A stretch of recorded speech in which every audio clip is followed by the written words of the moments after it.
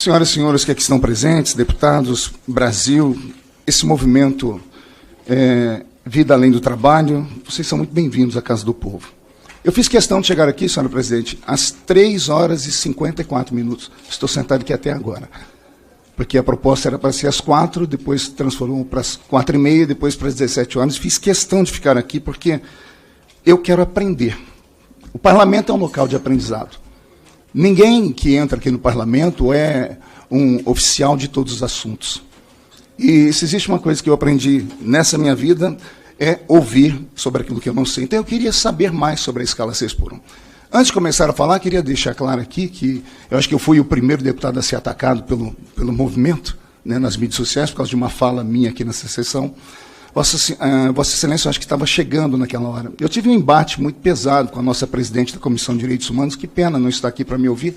Ontem, inclusive, eu deixei a sessão, porque ela quebra o regimento a todos os momentos. Nós, como oposição, já somos minoria aqui dentro. Qualquer projeto que for apresentado aqui, nós perdemos ele. É natural isso. Só que, diferente do outro lado do movimento, nós temos coragem de ir para o enfrentamento. Quando eu fui presidente dessa comissão em 2013, a oposição simplesmente deixou a comissão. E isso tira o brilho do parlamento, que é o bom debate. Então, nós, oposição, somos minoria, mas nós vamos para o enfrentamento, nós vamos para o... Ainda que percamos, mas temos a dignidade de enfrentar. E a presidente da comissão, infelizmente, ela não age dentro do regimento. E, por isso, naquele momento, ela nos feriu. Eu tenho 1 milhão de discursos meus em todas as comissões, já presidi 2 comissões. Se tem uma coisa que eu apoio nesse parlamento, é a audiência pública. Não me importa do que seja. Apoio toda a audiência pública. Naquele momento, por infelicidade, eu tentando chamar a atenção da presidência, eu disse que nós éramos contra essa audiência pública por causa de uma oposição que fazíamos. E apenas isso e mais nada. Quando eu citei o caso do Japão, citei o caso dos Estados Unidos, dizendo que lá naquele lugar as pessoas trabalham até exaustão, eu não disse que o brasileiro deve trabalhar até exaustão. Então, as pessoas, quando vão para a mídia social, principalmente vocês do movimento, eu deixo aqui um conselho, se é que vocês querem entender, se vocês precisam do voto do parlamentar, não vá para a mídia social xingar, mandar para aquele lugar, ameaçar de morte. Ameaçaram a mim de morte, minha família. Quando o senhor estiver passeando no shopping com a sua família, olhe para trás, senhor deputado. Inúmeros mensagens como essa. Mas eu não faço denúncia, eu não vou para a polícia. Eu tenho o meu jeito de ser, porque eu estou aqui, eu sou um deputado experiente, são 4 mandatos. E sobrevivi aqui a tempestades. Não foi chuvinha, foram tempestades. Tempestades assim, que levaram as pessoas a me bater na cara, chutar a minha perna, me cuspir no meio da rua, cuspir no aeroporto. Cuspir, tá vendo esse pessoal que fez isso? São essas pessoas atrapalham o movimento, atrapalham qualquer tipo de briga, ou qualquer tipo de pensamento, porque não vão para o debate de ideias, vão para o ataque pessoal. Então fica aqui um conselho, se querem a aprovação desse projeto, se querem que ele cresça, a PEC, a comissão especial, então chame a atenção dos deputados de maneira coerente. Terminando essa primeira fala, eu queria dizer que eu ouvi atentamente os debatedores da primeira mesa, ouvi agora da segunda mesa. Eu senti que faltou aqui alguém que se contraponha ao pensamento. Uma audiência pública é para isso. É para ter, de um lado e de outro, para a gente ouvir os argumentos e depois o deputado ter o seu pensamento formado e ir para o debate. Faltou isso. Está mais para um seminário. E eu queria aqui deixar já uma proposta, que Vossa Excelência proponha um seminário gigante para um dia todo debatermos aqui na casa, num plenário maior, e aí sim trazer todos os lados. Trazer pessoas que representam a iniciativa privada, que representam as indústrias. Vamos ouvir todos. Aí, ouvindo todos, vamos fazer o nosso pensamento e assim criarmos um caminho. É apenas uma opinião que eu deixo aqui a Vossa Excelência. Nós ouvimos aqui hoje as histórias marcantes. Eu me emocionei aqui, porque eu me vi em muitas dessas vidas. Eu sou filho de uma mãe solteira, criado dentro de uma casa de 2 cômodos, dividindo com 12 pessoas. Eu sei o que é ter uma mãe trabalhando demais e ficar doente por causa do trabalho. Minha mãe sofreu na empresa onde ela trabalhava, ela bateu a cabeça, contraiu uma doença, a empresa não a indenizou e minha mãe foi para casa. E ela era também empregada doméstica. Minha mãe me sustentou sendo empregada doméstica. Eu fui criado na creche, dos 2 até os 7 anos de idade. Com 7 anos de idade, eu comecei o meu trabalho, engraxando sapato. Depois do sapato, eu fui trabalhar na roça. Apanhei laranja, algodão, café. Trabalhei no corte de cana, pesadíssimo, e eu ainda era uma criança. E nada disso destruiu o meu ser. Eu tinha um pensamento, eu tinha um desejo, eu sabia onde eu queria chegar. Como disse aqui o Abel, e eu me solidarizo com você quis dar uma vida para sua mãe, eu consegui essa proeza. E o dia que eu comprei a casa para minha mãe, eu ainda morava de aluguel, eu chorei quando eu pude dar a chave para minha mãe. Então, eu sei o que é vir do nada e lutar, eu sei o que é trabalhar demais. A escala 6x1 é perfeita? Não, não é. No meu pensamento, se eu pudesse aqui falar, para mim o ideal seria a gente nem trabalhar. Seria a gente ficar em casa, desfrutar da vida, porque Deus deu o mundo para Adão e Eva e ninguém trabalhava. Quando eu chegar no céu, se vocês me verem alguém lá, eu agarrando o pescoço de alguém, saiba que é o Adão. Porque o que eu tenho a ver com o pecado de Adão para estar sofrendo aqui? Então, eu também tenho pensamentos, eu sou um ser humano. Mas esse seria o mundo ideal. O mundo ideal, deputada Érica, seria que nós votássemos amanhã aqui um salário mínimo de R$12 mil. Esse é o mundo ideal. É o que todo mundo queria. Mas o mundo ideal não existe. Existe o mundo real. Eu vi aqui a Patrícia, se não me falha a memória, contar a história da morte dos seus pais, e eu me solidarizo com ela, me coloco aqui. Eu imagino que eu fiquei sem meu pai e sofri muito. Minha mãe vive de oxigênio 24 horas por dia. Eu sei o que é isso. Mas ela disse que os pais dela sofreram assim no Japão. Por que foram para o Japão? Porque o nosso país não dá dignidade à pessoa, a pessoa não tem dinheiro. Ao ir para o Japão, você tem a opção de trabalhar muito e ganhar dinheiro, ou você fazer a sua escala horária, como é nos Estados Unidos da América. Nos Estados Unidos da América não tem sábado, não tem domingo, não tem feriado, com exceção de 2 anualmente. Lá a pessoa ganha pelo que ela trabalha. Há um acordo entre o patrão e o empregado. Você quer ganhar o quê? Você quer trabalhar meio período? Lá tem 1 milhão de trabalhos de meio período. Você vai ganhar o horário de trabalho. Quer trabalhar até às 11 da noite? Vai receber a hora de trabalho. Recebe-se semanalmente. Um padrão de vida, o estilo de vida é outro. Então, eu concordo, nós temos sim que discutir isso aqui. Mas temos que olhar para o mundo real. Qual é o mundo real do Brasil? Nós temos 216 milhões de habitantes. Temos 102 milhões com carteira assinada. Nós temos 57 milhões de pessoas que vivem do Bolsa Família. Nós temos 39 milhões de pessoas entre aposentados e pensionistas. Nós temos 7 milhões de desempregados. Aqui eu não tenho número de adolescentes ou de pessoas da faixa etária entre 16 até 27 anos que não trabalham. Quantas pessoas estão aí? Então nós temos metade do país trabalhando para carregar o resto do país aqui em cima. Esse não é o mundo ideal, mas é o mundo real. É lindo buscar isso aqui. Eu amo esses debates, principalmente esse debate de empregado e patrão. Eu também acho que tem que haver uma coletividade de pensamentos, as pessoas têm que dividir melhor a renda. Extinguir a pobreza, eu já desisti disso, porque, lendo a Bíblia Sagrada, Jesus falou sobre isso. Os pobres sempre tereis convosco. Mas a dignidade é possível resgatar. Mas se resgata a dignidade como? Com o trabalho. E aí, quando propomos uma proposta como essa, por exemplo, de 4x3, é o mundo ideal, mas seria o mundo real.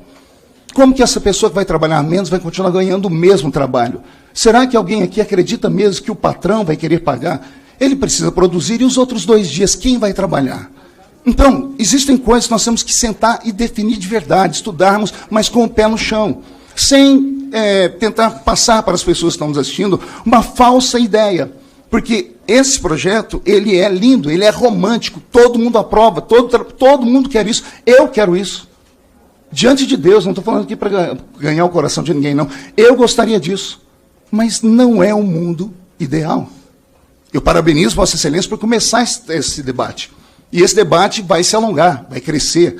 Eu tenho notícias lá de dentro do governo, de dentro do Palácio, que o governo está virado no giraia, não no bom sentido da palavra. Está aqui o líder do governo, depois eu não sei se ele vai falar pelo governo ou não, mas eu ouvi assuntos de pessoas lá de dentro, que isso aí é um problema para o Brasil, vai mexer na economia do país, vai mexer com isso, a produtividade vai diminuir, e aí, como vamos fazer? Então, é um assunto sério, é um assunto que tem que ser debatido, sim, mas com uma extrema seriedade e sinceridade. Eu me lembro quando nós votamos aqui a questão das empregadas domésticas. Pense num deputado que ficou feliz. Minha mãe era empregada doméstica. Aí eu cheguei dentro do banheiro do plenário Luiz Guimarães, eu via deputados esmurrarem a parede, xingarem. Eu falei, mas o que vocês estão fazendo? Eu disse, olha, esse projeto é um projeto populista, é um projeto que todo mundo quer, é um projeto que eu tenho que votar, mas eu sei o efeito dele lá na frente. E o efeito, naquela época que nós ouvimos, se cumpriu. Diminuiu o número de empregadas domésticas, o número de serviço informal cresceu, diminuiu o valor do salário delas. Nosso país não é um país sério. Para você ter uma pessoa empregada, o empregado, o patrão, um funcionário custa 1,8.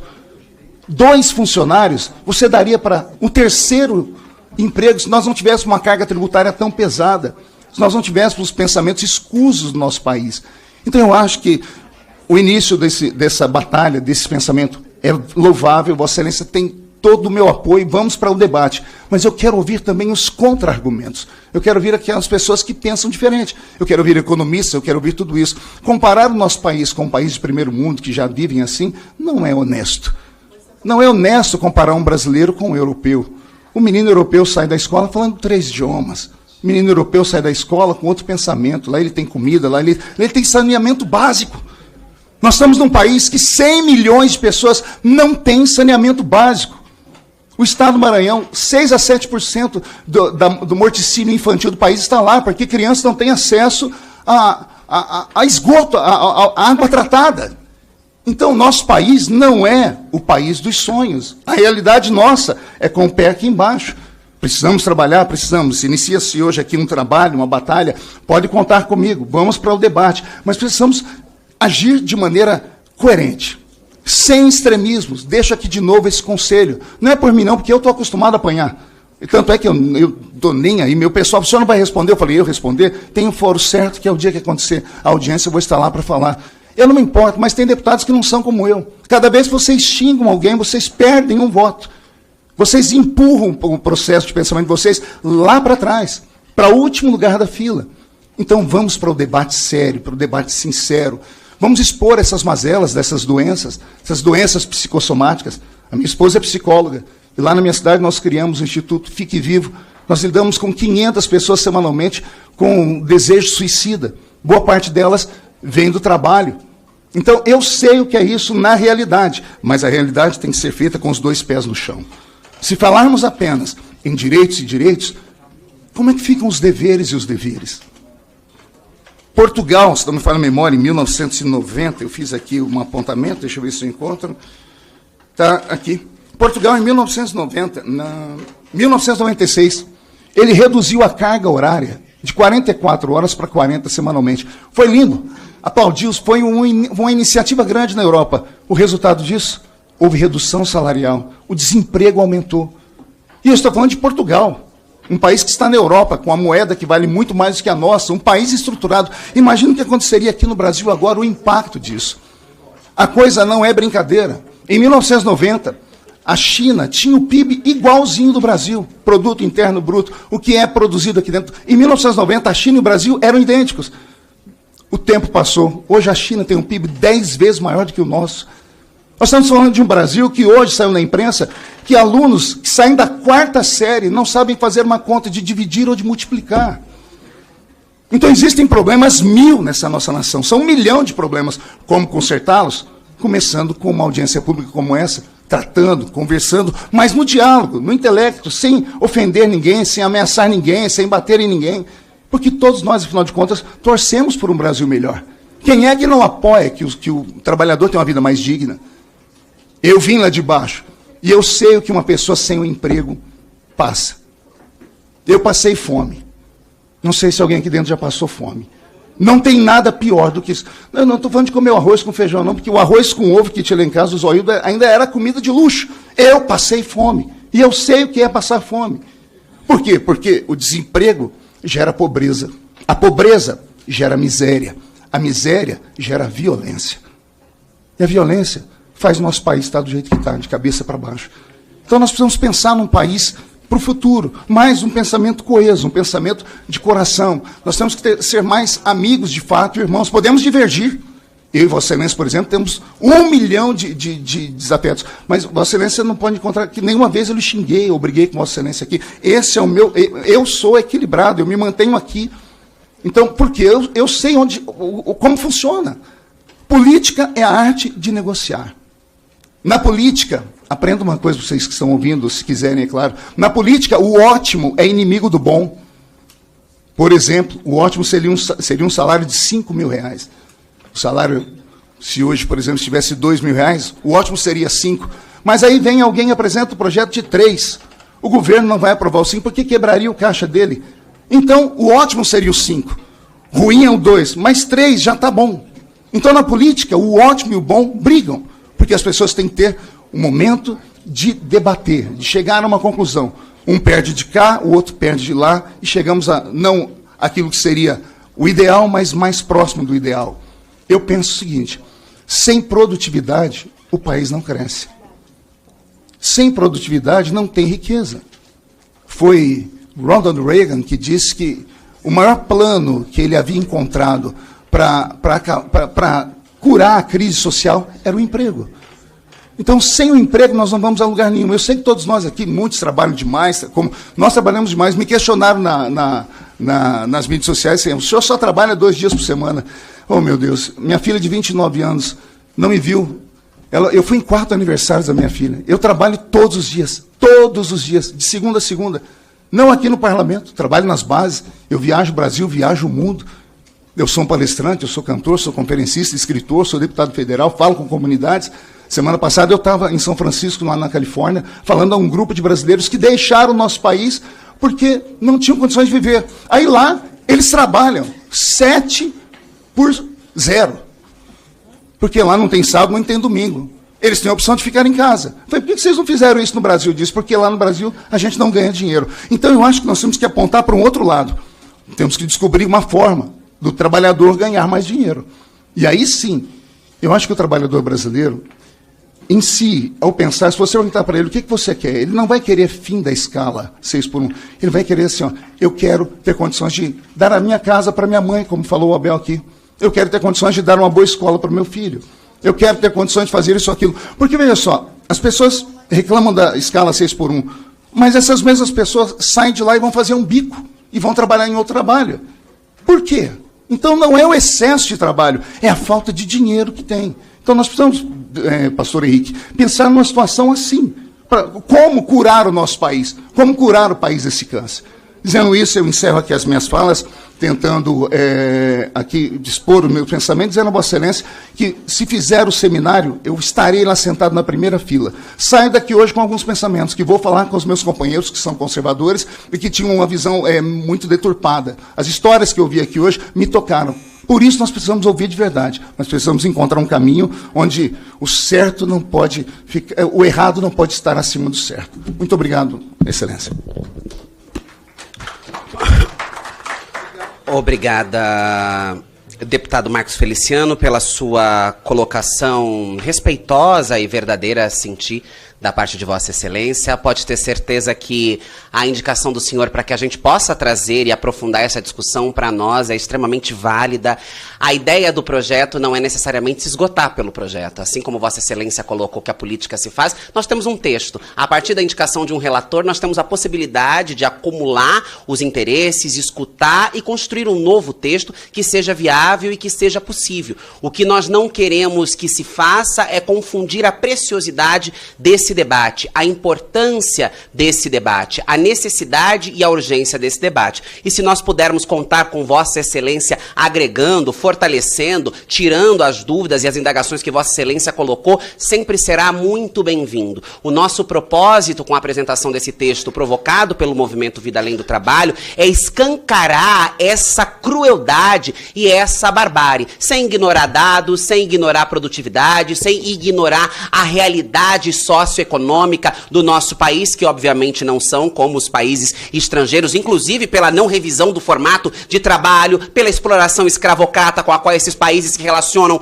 com o nosso, por uma série de outras camadas. Para nós ter aliados que agregue a essa discussão é extremamente fundamental, necessário, para não só a gente produza um bom texto, mas que a gente possa consegui-lo levar ao plenário e ter os números necessários para aprovação de um texto que dê dignidade, qualidade de vida e emancipe, de alguma maneira, a classe trabalhadora. O que a gente não pode permitir, deputado, é com que a gente tenha um debate sobre uma série de questões colocado acima e além da vida desse trabalhador. Eu acho que as coisas precisam caminhar juntas. E talvez o seminário, talvez ouvindo as pessoas que não sei se necessariamente são antagônicas, mas que talvez tenham dúvidas, tenham preocupações, tenham questões a serem colocadas sobre a mesa, pode fortalecer essa discussão e a gente consiga construir um texto consolidado, levá-lo ao plenário, aprová-lo, espero que com votos de Vossa Excelência, e a gente possa trazer uma melhor qualidade de trabalho ao trabalhador. Se não ser 3, ser 5 por 12, ser aquilo que seja viável. Obrigada, deputado, pela sua colocação.